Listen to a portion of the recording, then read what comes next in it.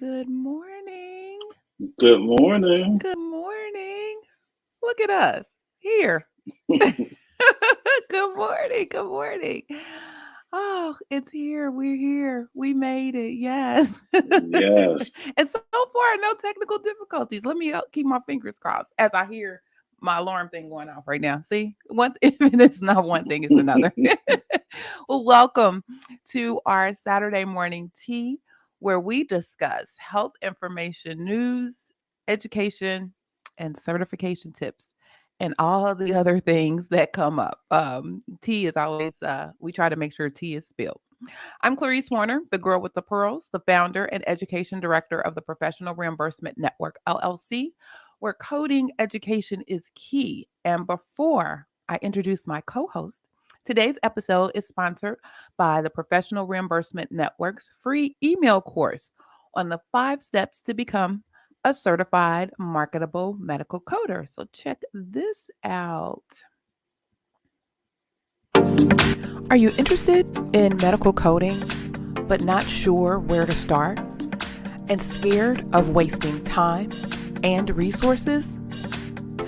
Let me help you with the right steps to become a certified marketable medical coder.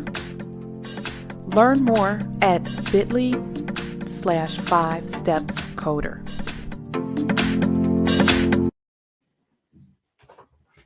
All right. That was right on time. Oh my goodness. So if you are in Clubhouse, and welcome to those who are in Clubhouse, feel free to click the link. If you are watching via YouTube and Facebook, check the link in the video, or check the link for the video in the description box. So joining me today is my illustrious co-host, Mr. Jesse, the coding nurse. Sir, introduce yourself and tell the folks all about you. You have to mute yourself on Clubhouse. Oh, my bad. Thanks for reminding. Good morning, everybody. My name is Jesse. I live in Philadelphia, Pennsylvania. I've been a nurse for over 2 decades, and in 2020, I created a company called the Coding Nurse LLC, where I help nurses transition away from the bedside into various specialties in the HIM arena. Yes, yes. Love it, love it, love it. And how's that going for you? Can't hear you. Oh, I forgot you're muted. I was like, yes. Okay. And how is that going for you? Oh, so far so good. Yes. That's what's up. So let's see. Let's get into it today. The one thing I really wanted to talk about, um, I know I mentioned the coordination and maintenance committee meeting that occurred earlier in March.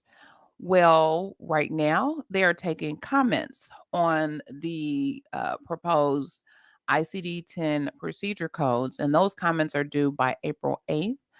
And the ICD-10 diagnosis codes, those comments are due by May 9th. And these would include the codes that they are proposing to be included in our next update, in the October update, not because there's one coming in April, but in the October update of our ICD-10 manuals. And then uh,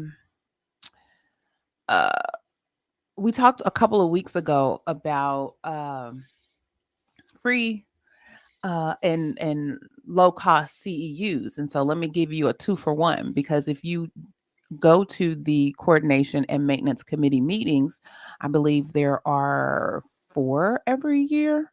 You get CEUs for those.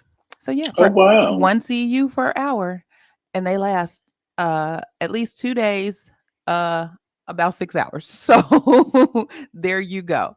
And some of the diagnosis codes that they're looking at deal with, let's see, there's the annual fistula. They're looking at appendicitis with generalized peritonitis with or without perforation. They're looking at some codes around Crohn's disease. They're looking at coma due to underlying condition. This was a big one.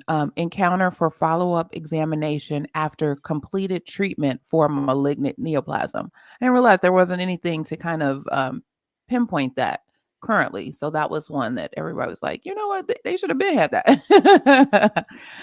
um, Foreign body sensation. Um, I know there were some things with Parkinson's disease, some of the social determinants of health problems related to upbringing, resistant hypertension, one of my favorites, sickle cell dactylitis and vaso-occlusive crisis. That's one I even commented on. So I got in I made sure to be part of the notes, if you will. Okay. um, Again, I mentioned social determinants of health, wasting disease or syndrome due to underlying conditions. So there are just a few of the ones that they are looking at, and looking for your comments on. So you can provide your comments. I did have that somewhere. Where is that? You can provide your comments to NCHSICD10CM at cdc.gov. And I'll maybe put that in the description box. Again, that's NCHSICD10CM. So it's the NCHSICD10CM, all no periods or nothing, just all one character string at cdc.gov. And I believe that's for both of them. No, that's for the diagnosis codes. For the procedure code, you can send your comments to ICD procedure code request at cms.hhs.gov. Again, that's ICD procedure code request at cms.hhs.gov.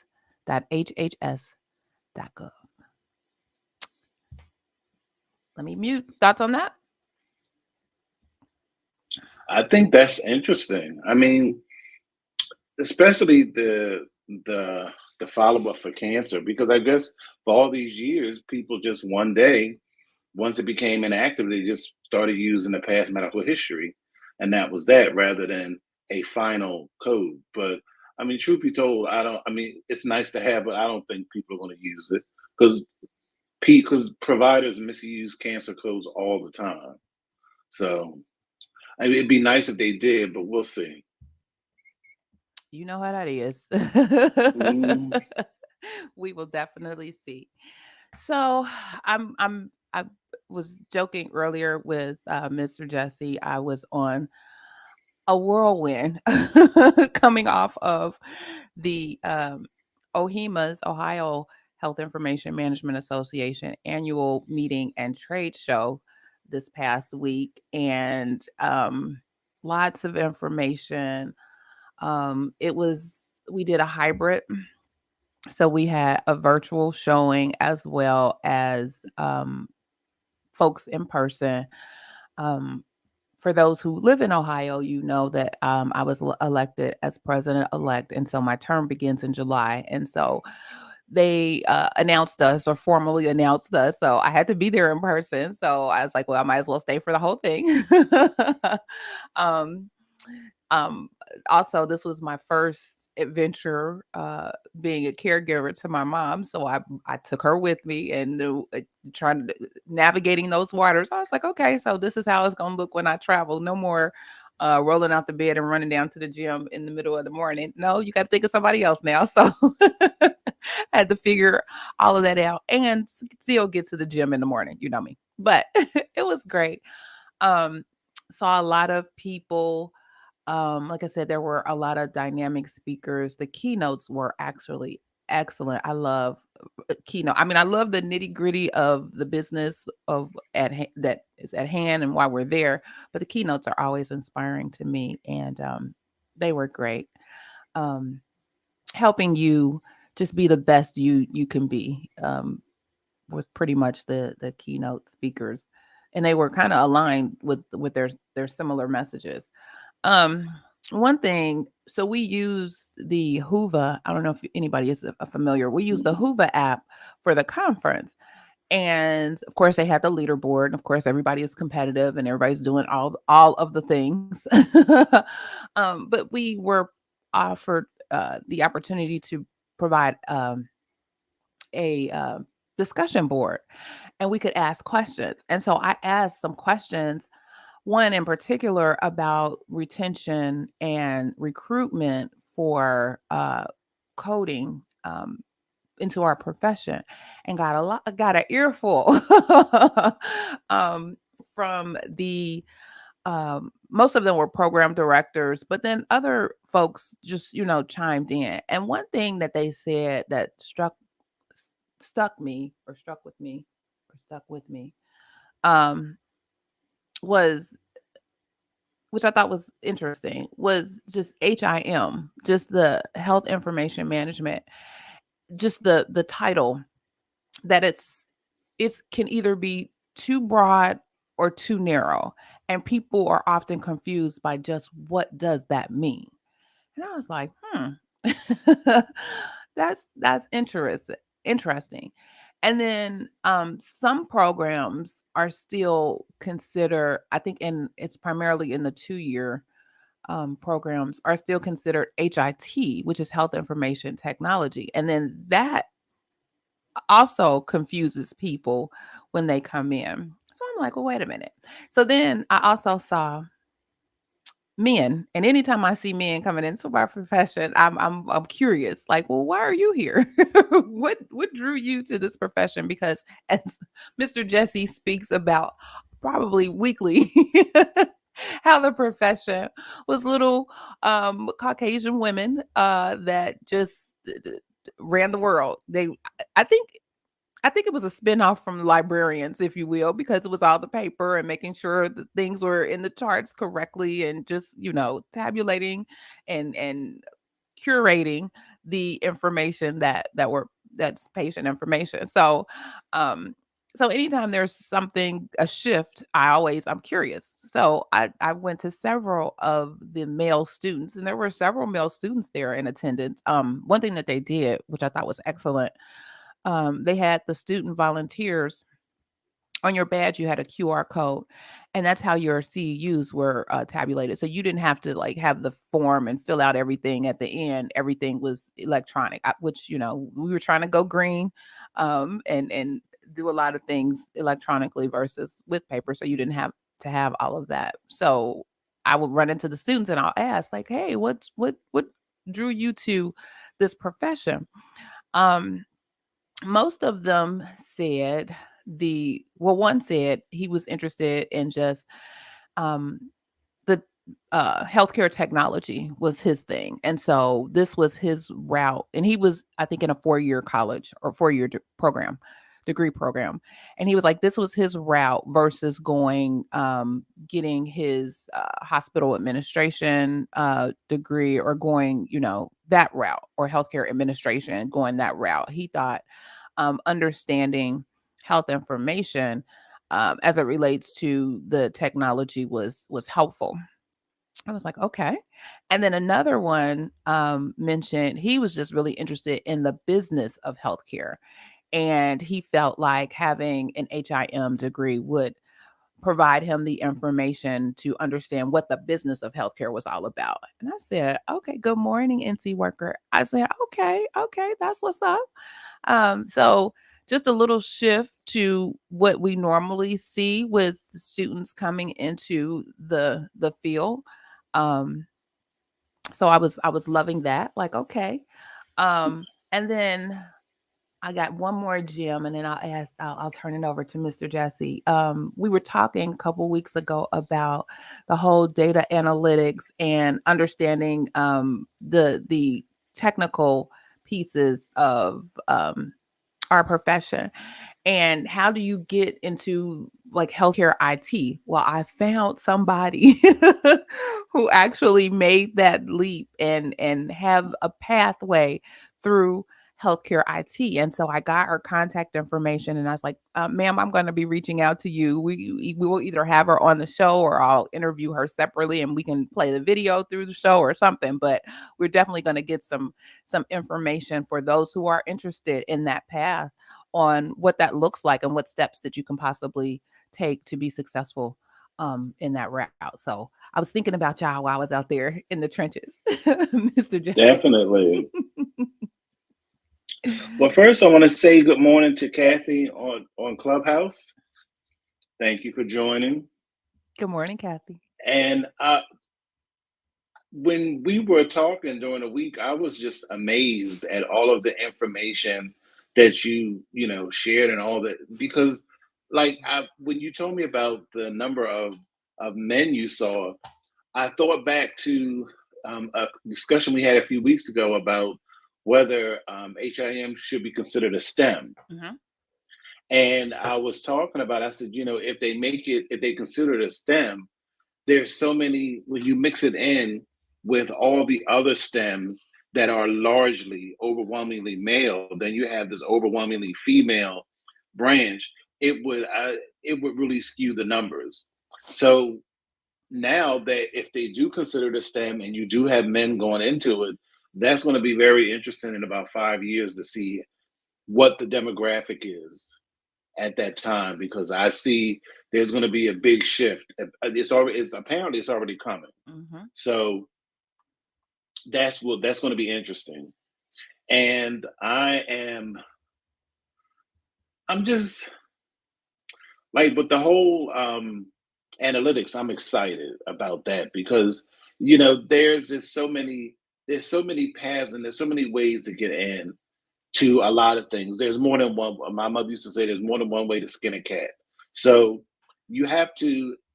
Information is just power, and knowledge is just king because you have to nowadays. You don't have the benefit of years to make a decision. You have to make a decision in weeks or at the most months because the world is changing like this. Yep, I mean, things are pivoting like this, and you either have to get right or you're going to get left.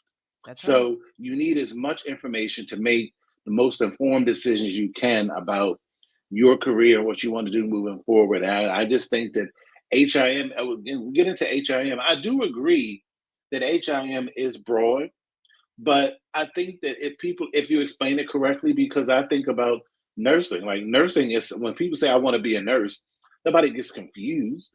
You want to be a nurse. So, but there's a lot of different types of nurses you can be. Nursing is HIM is just as broad as nursing. Mm. There's a lot under that umbrella. So I just think it needs to have a little more explanation. And I don't think that there's that much of a difference between HIM and HIT, whether it's 2 years, 4 years. It's all to me HIM at the end of the day. But I get where there could be some confusion, but I just think that that's up to the industry to have a better message.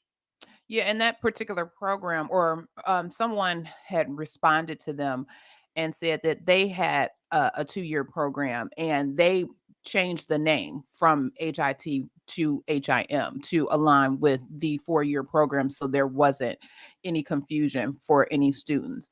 To your point, I think jumping into the STEM because oftentimes people kind of stumble into our profession. They either they know about it already because somebody has told them about it or they know somebody that's involved or um they kind of stumble into it through college or I was sharing that there were people who started when I started, and the only reason why they got into it was like through a workforce development initiative because companies were closing. I think some manufacturing companies were closing, and so they needed to retrain them to another profession, and they chose HIM, and so that's how they got into the profession, but they didn't stay. It was like, well, it paid the bills. It got me to what I needed, for so many years, but it wasn't. They didn't necessarily have the passion for it that you and I have. So it was. So they didn't stay. But I think with the inclusion of the STEM piece of it, this is an opportunity where you're not just relying on people to stumble into the profession. You're not just relying on people who may know someone. This is where you can be intentional. Again, my word for 2022. You can be intentional about recruiting at the high school level. Some of them, a lot of them were saying, they didn't have time to do that, or they didn't have anything that was appealing enough to get the attention of the high schoolers. And I was like, I don't know if I agree with that. And especially if you throw that STEM word around, that you can get them hook, line, and sinker just with that. So I think this provides an opportunity to get some at least information out there. So even if they don't necessarily come into the profession, they've heard it before. It's not new to them, and continue to have the conversation. And yeah, it may take a couple years to get that ball rolling, but start pushing the ball. And this is an opportunity to do that. I agree. Yeah, so I was excited. And I'm going from one conference to the next. So next week I'll be at HCCA, but it's in Phoenix, but I'll be going virtually. So I'll be just oozing and oozing and oozing and trying to pull all of it together. They did have, what's the one thing, the big thing that they talked about with the so the one thing I learned, and they were like, you only hear HIM people say this, and they always talk about the legal medical record. Well, the other associations and the other people that are involved with the record, particularly as we're looking at the rules that are coming out um, for HIPAA and uh, the electronic health record, and it was somebody else. I want to, maybe it was CFR 42, but it was another, because I'm visualizing the chart that I saw on the PowerPoint that had the columns with all three. But you need to be, if you're in the field, if you're working in the field and not necessarily coding, but maybe in compliance or maybe in release of information. This is key for release of information, people. You have to identify your designated record set. And so we need to get out of, because some things may not necessarily be considered, quote unquote, your legal medical record. But it was about information blocking. That's what it is. So there's this big move and push about information blocking. And so you can't um healthcare entity block information from the patient. You have to provide them access. You have to give them access. But you have to, there's one way you can sort of kind of control that, and that is identifying what's in the designated record set. So if it's part of the designated record set, then they are allowed to have access. The problem comes in, of course, all entities can have whatever they want in their designated record set, and so they can vary from organization to organization. But again, it's up to that organization to define what those items are and what's included in that. And so that's a big thing, because of course, if you are found, if people lodge complaints against you and they're um, sustained, or and they're substantiated, then unfortunately there are fines and penalties that come along with that, because you're not following the rules of the land. So yeah, this information blocking thing was hot and heavy. And then from that, they were tying in interoperability. And so being able to have patient information go from one entity to another entity seamlessly, to for continuity of patient care was one thing. But then just all of those things. Um Somebody asked the question, what is the future of charge posting? Will artificial intelligence replace employees? My understanding, and it's just a I liked how that green and purple looks. But anyway, just straight took me off task. But my understanding is And for artificial intelligence is here to stay. It's not going anywhere. There will be some task directed positions that may shift and change because of AI. However, people will still be needed. People won't go away. There will definitely be people because there has to be some validation. There has to be some folks who are actually adding information into those systems. Systems don't just operate by themselves. Someone has to program or put the information in. So um, I don't think employees will be uh, eliminated, if you will. I think, or replaced 100%. There are certain tasks that may be replaced using artificial intelligence. But again, you have to think through and think about your job and think about what you're doing. Is this a task that can easily be done by a machine? Is this a task? And if so, what skill set do you need to move to the next step, to be outside of what could possibly be done by the AI? So you have to kind of think through that. Mr. Jesse, do you want to weigh on that? I totally agree because I think that um, well, I agree the AI is here. There, it's not going anywhere, and it can only work up to a certain level. So that's why it will never replace everybody.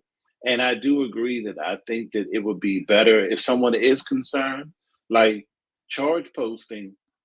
I think that in and of itself could be automated, but then when you were talking about the skills you would, what skills could you add on to kind of differentiate yourself instead of like instead of working in charge posting, you could um, maybe pivot to working denials Hmm.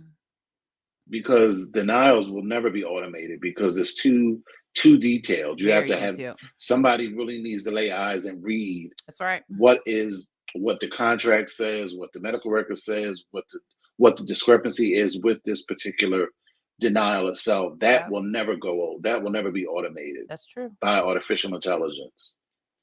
You are absolutely correct. You are absolutely correct. Thank you for the question. Okay.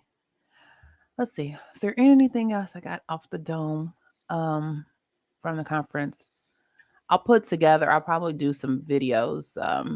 There we had a coding track and we had a compliance track, and I didn't go through the coding track, but I have access to it. And so there were a couple things that I do want to sit through. They were talking about critical care.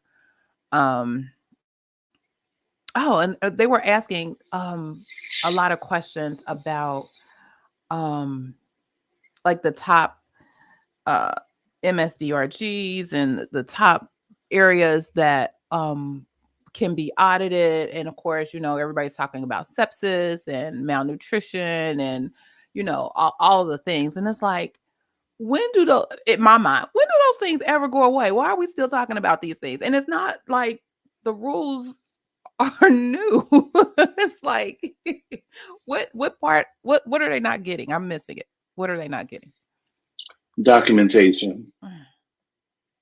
The part that they're not getting is these people clearly are not holding the providers accountable, and the documentation is still a mess. Mm.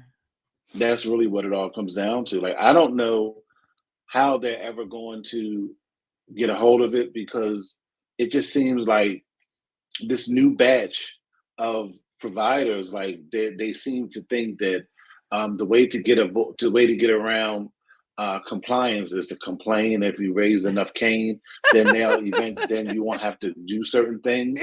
But that will work until your organization starts losing money because you have to follow the rules. And that that same I think that same mindset is even with some of the larger, so it's not even at a organizational level. I think it's some of the association, because I know like the AMA, that will be some things. It's like they will and the American Medical Association and the American Hospital Association, they'll both like push and buck the system. And sometimes they get wins, and then sometimes they're like, No. The rule is the rule. This is what we're gonna do. So it's like it's crazy. It's crazy. Because I don't, because just from a documentation standpoint, like, oh, can you mute yourself? My bad. So from a documentation standpoint, I know like what drives me crazy is when I'm in the chart and I see in the assessment CKD, regardless of the stage, and they'll have CHF, but they won't have hypertension in the assessment. It'll be in the past medical history. I'm like, sir, ma'am, are you serious? Wow. So then I have to go digging to look for an encounter that has all of them, or if worse, which I hate to do it because you technically should not be doing it, but if they don't have, if it's not in all in one encounter, if it's in the past medical history, then I look at the med list and I'll see if they're on any kind of like ACE or ARB or some kind of like diuretic. And then, then I'm like, well, past medical hypertension's in the past medical history. They're on Lasix and they're on lisinopril currently on the current med list. So, I'll just look it all together that way. But that's really not how you're supposed to do it. But it's ridiculous. And so if you're working in the chart and seeing that the documentation is horrible, imagine that's low lying fruit right there. So no wonder. No wonder. It makes sense. Thank you for Mhm. that perspective. No wonder. I would too. I keep coming for them dollars too. Like, oh, well, I know this is easy money. Let me just keep sending these requests. And then if you're going to be slack on something as common as hypertensive heart disease and CKD, don't you think that the documentation is lacking in something as specific and detailed as sepsis, Right. where you have to make sure that your clinical indicators really do meet that standard? Right. I agree. I agree. Let's see. We have some more. I'm gonna butcher your name. Jasmine. I think that's what. Mm. Okay. So there's another question. Can you share your thoughts on computer assisted coding? And the other one, my main concern is I'm working in charge posting, which will be the best department in the revenue cycle management as per your experience. Coding, of course. But I'll let you go ahead and answer. Let me mute. In terms of computer assisted coding, that computer assisted coding has, in my opinion, that has been for the providers, and it has been a crap show. And it will always be a crap show because they will never do it right because they're not coders. They don't know. And they've tried to make it easy, and all they have done is just made a mockery. Yeah. And they've created more jobs for people like me. That's what they've done.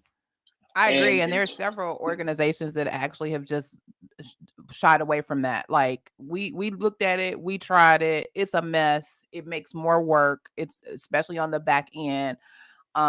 We can't trust that the information and the stuff that's going out is accurate at all. So there are a lot of companies or a lot of organizations that have pulled that. because like when I was trained like years ago, I was trained never to go by anybody's documentation. You code everything yourself. It doesn't matter what's there. Doesn't matter who did it. If you didn't do it, you code the entire encounter yourself. Then you compare it with what they have.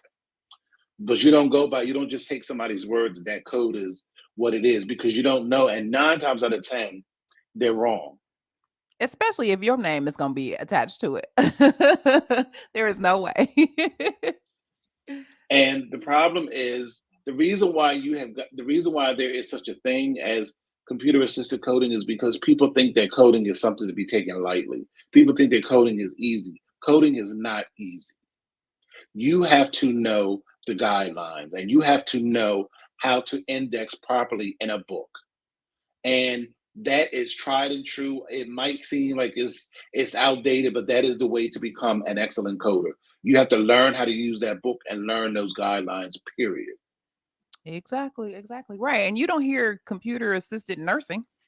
You don't hear No, you don't hear those types of terms. So, I mean, really, yeah, I think you're right. You've hit something there that they think it's just something that's really really easy that anybody could possibly do and anybody can potentially learn to do it. But again, there's a system, there's a process and you have to understand and learn that process. And if you don't, I mean, just picking up the code book and like, oh, well, here we go. Eeny, meeny, miny, mo, or figure it out. No, it's not that simple at all. it's not. I mean, every coding class I've had with nurses, I have at least 1 to 2 people quit. Every Wow. class, every class. And I know Wow. why. Because they all come there with the mindset, and I try to, that's why I talk to everybody. I set the expectation beforehand.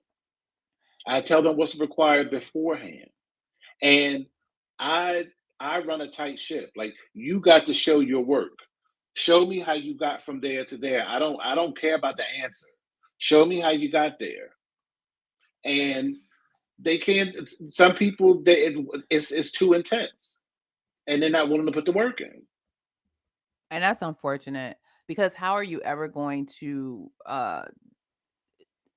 master that skill if you are unable to reproduce how you got there or how did you arrive at that particular code or how did you arrive at that particular answer and then even taking like what did you abstract from because I even take that an additional step forward. What did you abstract from this documentation that made you think that this was the route that you needed to go? You like help me understand the thought process here so that one I can help you better understand where you may have gone wrong or two, if they got it right, because it's not necessarily me asking you how you got it because it was wrong. It's me understanding how you got it so that somebody else who may not necessarily it's not clicking for them, this can help show them how it should go. So it's not necessarily a punitive thing, but yeah, I'm with you. I always try to ask, let's walk through this. Let's walk through this thing. Let's walk through the scenario.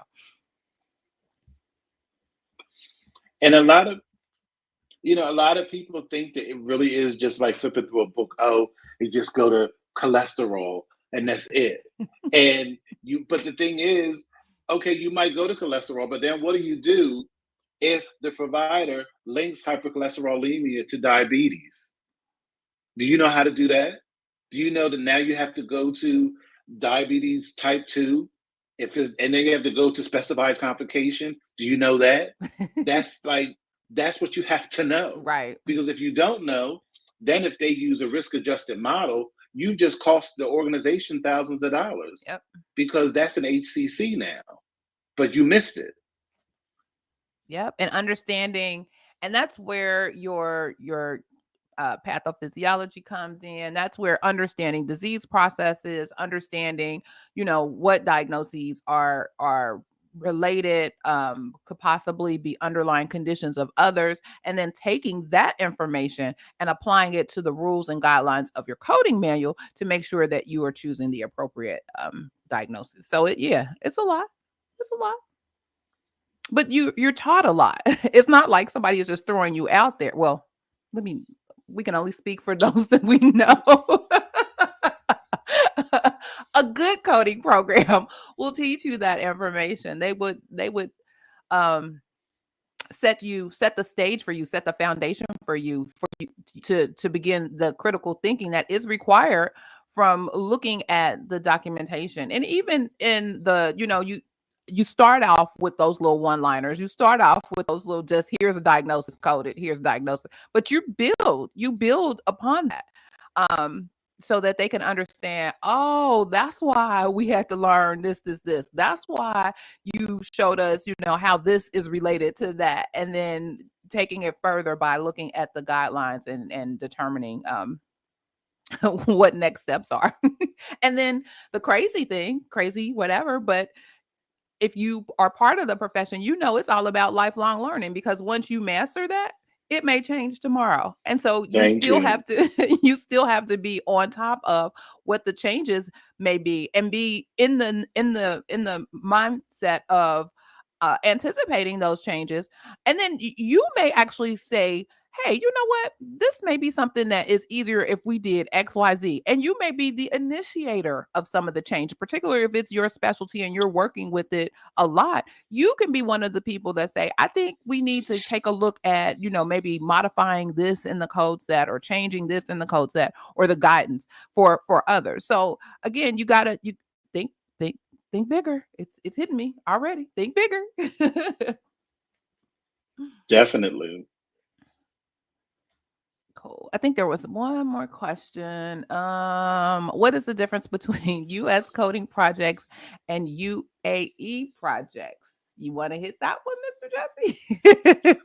Yeah, real simple. They both use ICD-10 because that's what the world uses, but Right. they use different clinical modifications and they have different guidelines how different conditions are coded.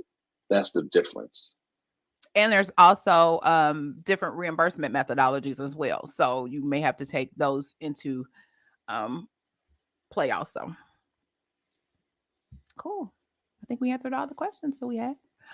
There are some folks. I'll if you guys want to come up to the stage in the Clubhouse. Hi, Terry and the LPM boss and Miss Molly. Hey, how are you? Oh wait, let me mute so you can talk while I do this. Don't be shy, folks. Come on up. Join the conversation. Okay. Good morning. Good Good morning. morning.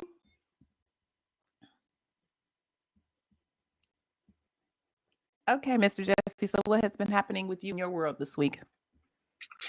Well, you were so busy. I'm sure. Did you see that email I forwarded? Yes, I did. And it just, that's why, like, people are worried about artificial intelligence. No, you, you know, It's the that's the least. humans. Humans are worse than That's, computers. It's the humans.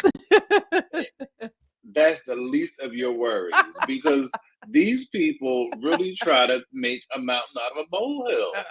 It just goes to show you just how it's laziness. It's laziness, and it's too many shortcuts. Like you cannot, like, just because somebody has a lab, just because somebody has a medication, that does not indicate a disease. When you have to have multiple clinical indicators to even begin to ask a provider if a person has a condition.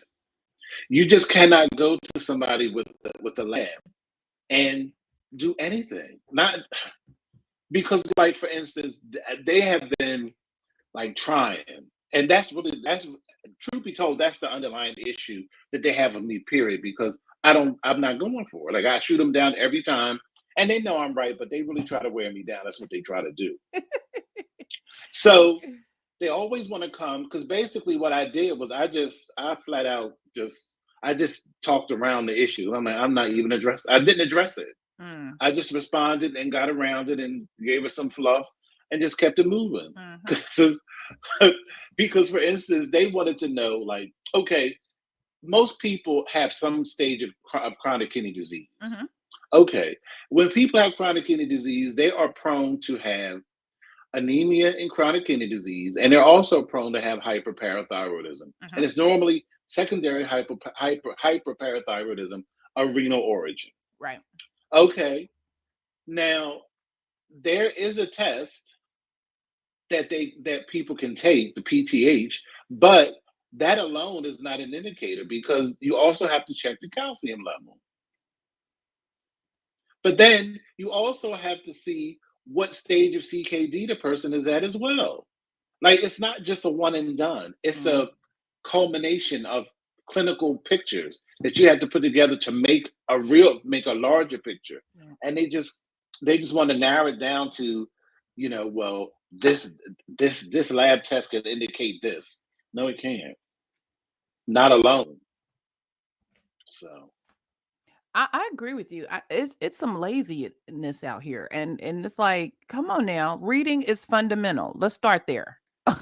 You have to read the information that is provided, and then of course, query if there's some questions, if there's some concerns, if there are some things that don't necessarily match up based on some documentation by the provider, but you you can't you can't query something you ain't read.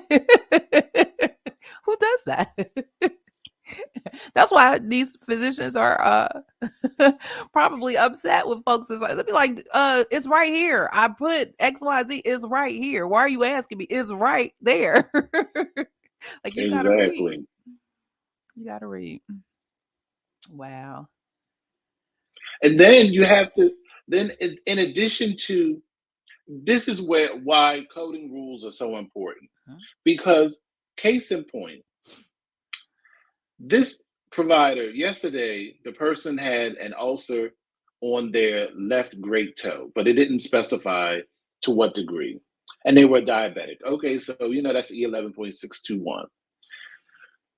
This person, the provider coded with fat layer exposed, but that's not in your diagnostic statement. So you can't code that. Right. That would have to be in your diagnostic statement to code it. So of course I had to code it without that. But I'm like, see, it's that kind of stuff. And then there's nobody ever asks me what do I see, because that's what I see all day long. Like they need that level of education. It's about your diagnostic statement. It's not about some code that you picked or something you selected. It has to be documented. And I think to your point, I think that's part of the problem with the education that they're proposing, because they're not actually getting to the root of the problem, which is, as you stated so eloquently, is the documentation. I mean, train them to document what they see, document their findings, document that information, not necessarily trying to train them on what is an HCC or what. That's your job. That's what you all do. You handle that piece for them. Their job is to make sure that they're documenting what the diagnosis is and what they're seeing, and those from the medical perspective. That's their job, so that we could do our job. So you get them to have better documentation skills. You get them to a level where if the documentation was there, I wouldn't have to ask you the question. I wouldn't have to query. I wouldn't have to get on your I wouldn't have to tap you on the shoulder, ma'am, sir. So that's where the training happens, is training the providers to provide better and accurate documentation. If only they would listen. Because I tell you, some days it feels like an exercise in futility. I mean, and it's not, and the thing is, it's not just one organization. I It's have seen this across the board. It is exhausting mhm. because they don't want, and the thing is, like I have tried to tell people, I've told them in point blank, your your your members are sick. You don't have to try to find something. All you have to do is just document what they have, and you will make all the money you need to make. But you going on these expeditions for foolishness because your providers don't want to document properly is not the way to go. Right. And they'll always tell you, um, we have the sickest patients. We have the highest level, or the skills required is so high because of the conditions of the patient. But you're not showing that. You're not documenting that. And just as you can easily spill that information out of your mouth, you can actually write that down and support that with the documentation. So you shouldn't even have to say anything because it's in the documentation. Anybody can clearly see the severity of the conditions that your patients are coming in with, and which meets the need and provides the medical necessity for whatever services is that you're trying to provide and bill for and get paid for, because it's right there. You've documented. It shouldn't be a big expedition trying to fish and find if you know that, this is what the patient is coming in with. Show it, tell their story. The documentation is really all about you telling that patient's story in order for you to provide the services that are needed to help that patient. Period. With a T. That's right. Wow. Yeah, this one is Um, for the doctors today. Or the providers. This is for the providers today. Come on, y'all. Come on, help us help you. Oh, but I do want to. and, Oh, go ahead. Go ahead. no, go ahead. Go ahead. I was shifting gears, so go ahead. No, no, go ahead and share. So you spilled that tea last week about HRSA. We talked all about that. Oh my God, I done seen it on every news station all over the world. And I'm still in awe of the quick turnaround, and was told, oh, because the program no longer has money. So that was one of the major reasons why they're stopping. But I'm still digging to figure out, like, so what is that going to look like going forward? Because you still have uninsured people, you still have people who need to be tested, you still have people who need to be vaccinated, you still have people, right? The list goes on and on. So what is that going to look like come, what is it? Is it April 1st that it's going away, or what does that look like? April 5th. April 5th. Okay. What does that look like April 6th? How about that? What does that look like? Even right now, because the testing has stopped. The testing stopped March 22nd. So what about that? So how people supposed to get tested now? Like right now, today? That makes it a little scary because then they won't. And so folks won't know their status. Folks will be sick as a dog and around people and don't want to wear a mask and come and what, not vaccinated or whatever. Or whatever. And so that makes for a kind of nasty bad situation. Yep. Yes, yes, yes. The world we live in, and see how things are all interconnected. Yes. It's all interconnected. And somehow it still ties back to what we do. Oh. It's about to be the zombie apocalypse out here. Sir. And it'll be a Netflix movie before you know it. That'll be Yes. the next movie on the scene. Hey Molly, you've come to the stage. How are you? Good morning. I'm good. Good morning, everyone. Yeah, Good morning. I was like clapping when you were talking about the documentation because I had one provider. She's a neurologist and she wanted the patient to have an MRI. And we all know MRIs cost thousands and thousands of dollars. Mhm. So the reasoning behind the MRI was this was her main diagnosis, headache. So I'm saying to myself, this is not going to get approved, but I'm going to go ahead and just because I want to show her. So I did submit it. And of course, it came back even with the documentation because the documentation wasn't accurate enough. So I told her, I'm like, either you're going to have to do an addendum or you're going to have to do a peer-to-peer and call in and, tell them give them a more defined reason why this patient needs the MRI, because headache, that's just vague. So she was upset about it, but I did my part. Is you didn't document enough for the reasoning behind the MRI. So these insurance companies, they're not laxed. They want to know a a defining reason why this patient needs to have this MRI again, because MRIs cost thousands of dollars. So they're not going, oh, this patient has a headache. Okay, we're going to go ahead and approve it.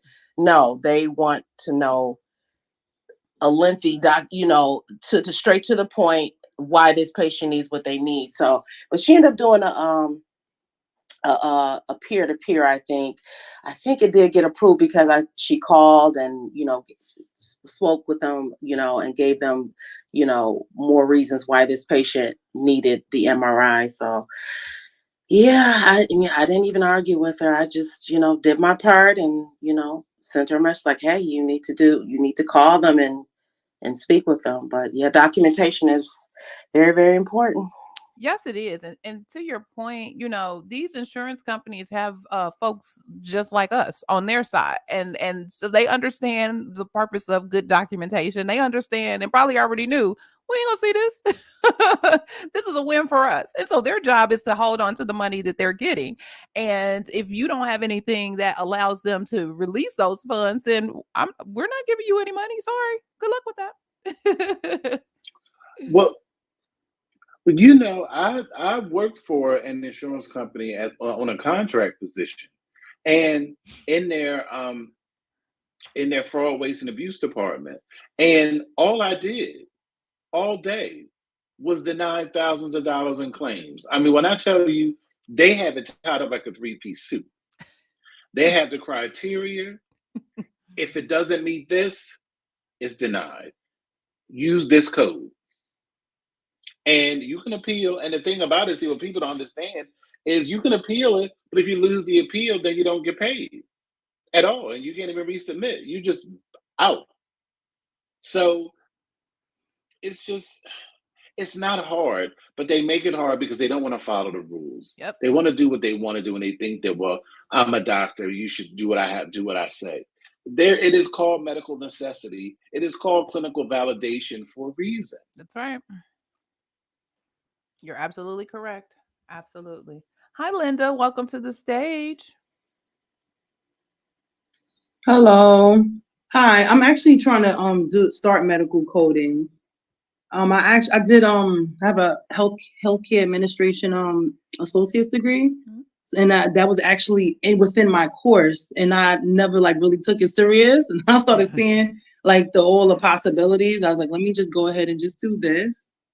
So that's why I'm here today, and I also signed up for the was it 5 steps to become a certified marketable coder, Cool. so I can get Okay. some grants. Welcome. Yes, it's Thank you. serious business out here, and there are wonderful opportunities in our profession. So you're not just stuck with one thing versus another. There are plenty of areas that you can morph off into, and so we like to bring information about those. As like I said, we're going to talk to the lady about the healthcare technology and the data analytics piece. So yeah, we You try to know what's bring so that funny? to the You- information. Go ahead. I'm sorry. I'm sorry. You know what's so funny about that? I just had a conversation yesterday with someone from the school, and they said that you might want to also do the HIT while you're at it. And I've been looking at a lot of data analytical programs, especially in healthcare. So they seem like they pretty much go hand in hand. So it makes sense. Right. Well, welcome to the profession. Thank you. There are Thank you for the resources room. right here in the room, so make sure you connect to folks here in the room. If you have questions, we're always open. Shoot us what is it? The backstory, back channel, Back whatever it channel. is, Back channel. or email, or Thank you. direct message or whatever. I'm getting there. I'm an older lady. I'm getting here. Thank you so Don't much. let the youth fool you. I'm getting so feel free to reach out to us and we could definitely help you if you have any questions or what have you. But thanks for coming and joining us today. Appreciate it. And tell a friend and come back again. Will do. I'm gonna follow everyone. Cool, I don't cool. know why my background sound like that. Sorry. That's what's up. That's what's up. All right, Mr. Jesse, let me mute. You may have something to say.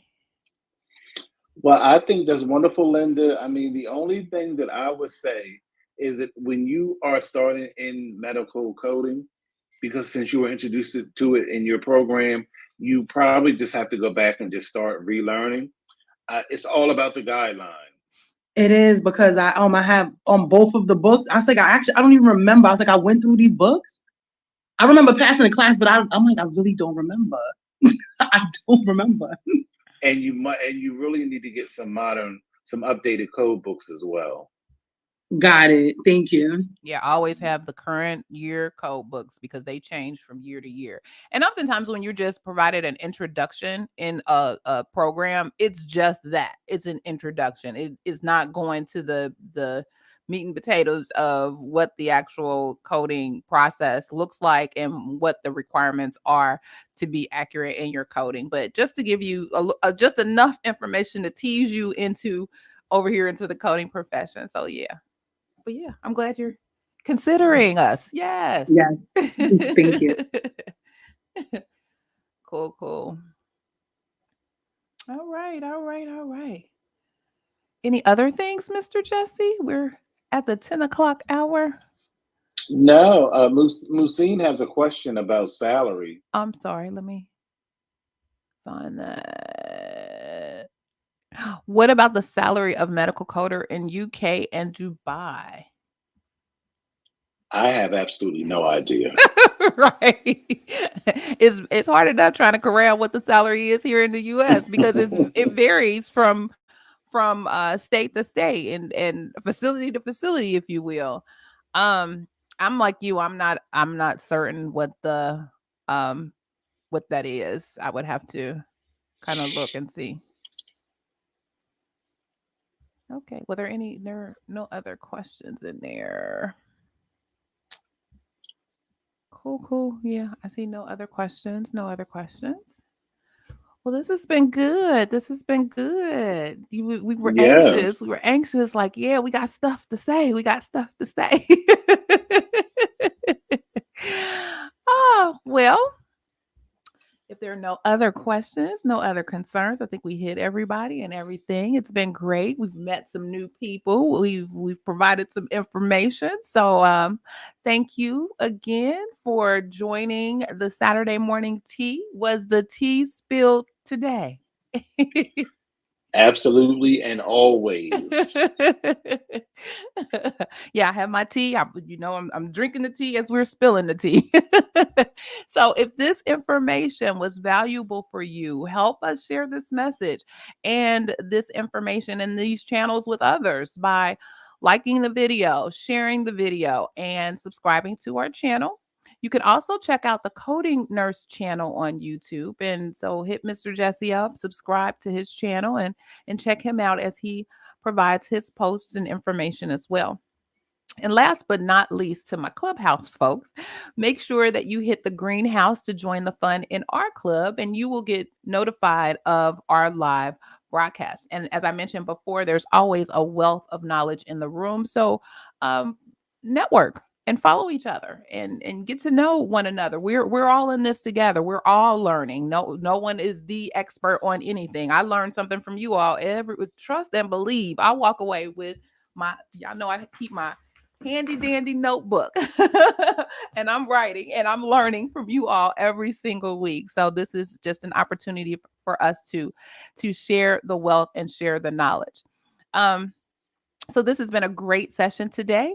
Thank you for your questions and your comments and for joining us. And remember, be safe, be kind, and don't wish for it, work for it. And until next time, take care. Bye-bye. Bye-bye.